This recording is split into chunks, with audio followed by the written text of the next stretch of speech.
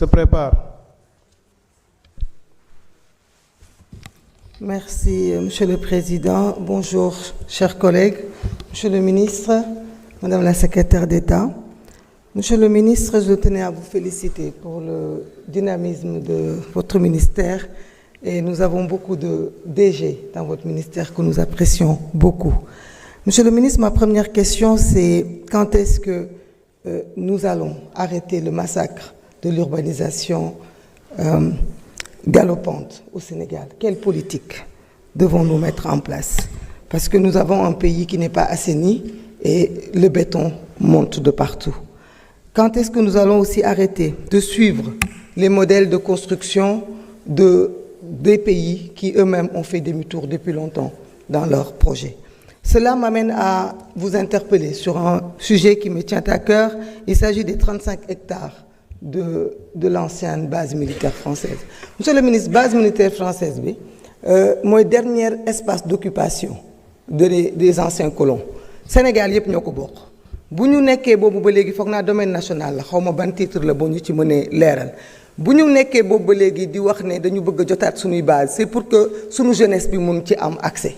Bu fekkente ne bu ñu jotaatee suñuy base dañ koy jox soit armée soit def ko ay projet yoo xamante ne ñi am alal dong ñoo ciy dëkk gisuma njëriñ bu mu am ñun ci suñu jeunesse. Base militaire bi damay ñaan ñu def ko benn ñu ut ci espace 5 hectares barewul li ci des mën nañ ci def leneen mais ñu def ci au moins benn pôle sport multisport boo xamante ne dinañ sénégalais yi daw ci corniche bi ñii di risquer seen vie ci pollution bi dinañ mën am foo xam ni dinañ fa dem tàggatu fa mais itam dinañ mën a itam jàppale commune bii di Ouakam ndax gën a jege gën a yey ñu am itam stade bi nga xamante ne inégalité moo tax amuñu ko malgré que du ma wax peut-être li amoon lépp ci suuf yi fi am mais en tout cas terrain boobu war nañu mën symboliquement sénégalais yi war nañ mën di xëy di fa dugg war nañ di xëy di fa tàggatu di fa yóbbu seen i doom di fa promenade am fa accès parce que sinon vraiment on va se dire pourquoi bon ñu bàyyi 2500 familles yoo xam dañ fa doon jëriñu di fa liggéey ñu ñàkk seen liggéey base bi dem te sénégalais yi amuñ ci accès donc vraiment loolu ça me tient à cœur surtout que nag c'est sur la corniche et le béton qu'on voit le long de la corniche vraiment il y en a assez.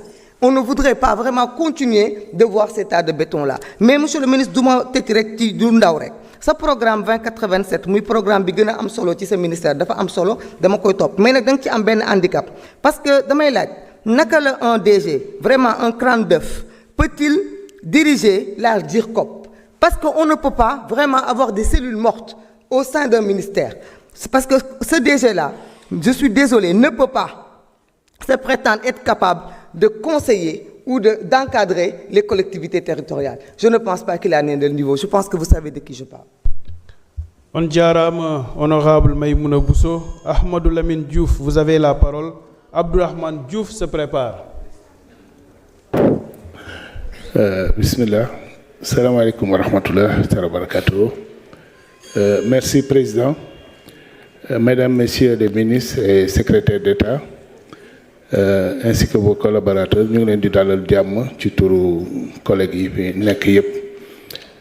Monsieur le ministre, j'irai directement vous dire que on a besoin d'espaces verts, mais pas de colosses en ciment et en béton qui nous empêchent vraiment de humer la brise marine. Dakar est trop suffoqué. Permettez aux Sénégalais le plus démunis de pouvoir avoir accès à un logement décent, c'est-à-dire en activant que ce soit la SICAP ou les HLM. On en aura besoin, c'est une autre manière aussi de diminuer le loyer, parce que dès qu'ils auront cette opportunité, j'espère que les propriétaires qui sont déjà et qui vraiment montent le niveau des loyers sauront se décourager un peu et être plus raisonnables.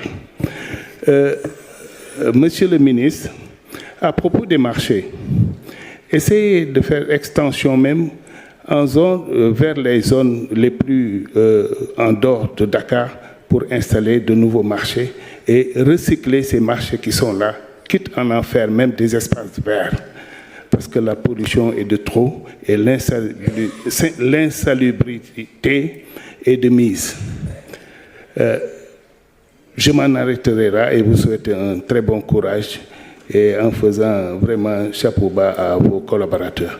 Merci. Merci beaucoup, honorable Amadou Lamine Diouf. Honorable Abdourahmane Diouf, vous avez la parole. Anne-Marie Yacine Tine se prépare.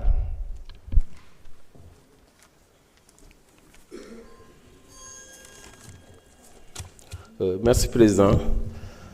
Salam alaikum, Monsieur le ministre, Madame la secrétaire d'État, Monsieur le secrétaire d'État au logement, chers collaborateurs du ministre, nous sommes venus.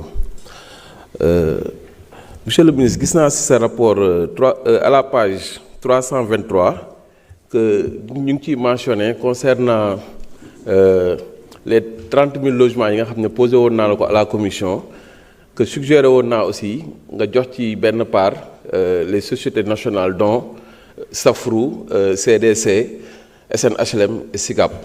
Parce que li ma gëm mooy privé yi ñooy indi spéculation foncière bi ñoom ñoo koy indi. Et pour ñu réussir projet les logements sociaux, pour ñu réussir ko dëgg dañu war a dem ak les sociétés nationales. Je m'explique parce que tey boo xoolee tey li tax mënuñ ko réussir depuis yàgg na boo xoolee tey un jeune étudiant boo xamante ne tey mu ngi commencé na liggéey rek projet am lu muy nekk mooy am toit. Et boo xoolee ñun suñu parents yi suñu salaire tey ñoo gën a kawe on n'arrive pas à trouver un toit alors que ñoom avec même salaire bi ñu amoon ñu ngi mënoon nañu am toit. Donc loolu foog ñu jóg ci man en 2005 bindoon naa sur le financement bancaire pour la promotion de l'habitat social. Donc dafa nekk sujet boo xam ne dafa mus a ñor monsieur le secrétaire d'État maa ngi lay poser question boo xam ne bu ma sañoon balaa séance bi di jeex nga tontu ma ci keroog tontu laaj naa la ko aw ma réponse mooy sur les 30 000 logements ban part la ci SNHLM am ban part la ci SICAP am ban part la ci CDC am ban part la ci Safru am les sociétés nationales yi nga xamante ne ñoom ñoo fi nekk bëggoon naa balaa ñuy pare nga jox ma ci ku ci nekk paaram. beneen bi mooy bëggoon naa bàyyi yi nga xam ne ñu ngi koy jox étranger yi ñu xoolaat ko étranger yi ñoo ñu ëpp doole ñoo ñu ëpp sur le plan financier bokkul les chinois les marocains ñooñu lu ñu am tey bés bu ñu ñëwee fii commencé jënd suuf ça va poser problème. Donc yooyu aussi bàyyi bëgg naa ñu xool nombre d'années bi bu ñu ko mënee ñu réduire ko bu baax. Beneen bi aussi à la page 329 gis naa ni wax nga ci concernant SICAP problème bi fa am c'est-à-dire que ñi nga xam ne dañ dëkk biir SICAP bu ñu soxlaa papier administratif biir SICAP lañ koy wutee mais bu élection jotee commune Mermoz Sacré-Cœur la ñuy dem voter ji et ñu ngi dem ci élection yi nga xamante ne 2027 bu ñu fi yàlla bàyyi ak jàmm.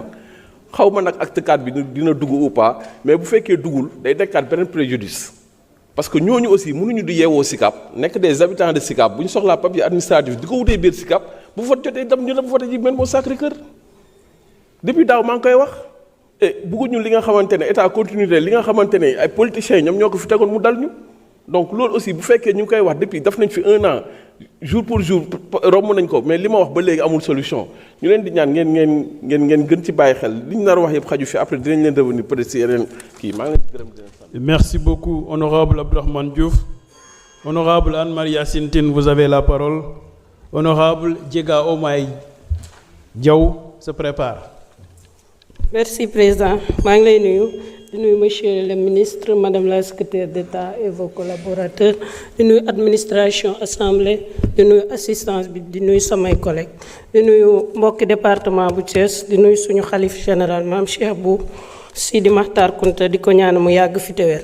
Monsieur le ministre, le litige foncier entre la commune de Fandène et la commune de Thiénaba nécessite une attention particulière de votre part. Ce conflit opposant les populations du village de Diayane Séréer, commune de Fandène, et ceux de Darou Samba, commune de Thiénaba, avec l'arrivée d'un promoteur voulant implanter son entreprise entre les deux localités frontalières.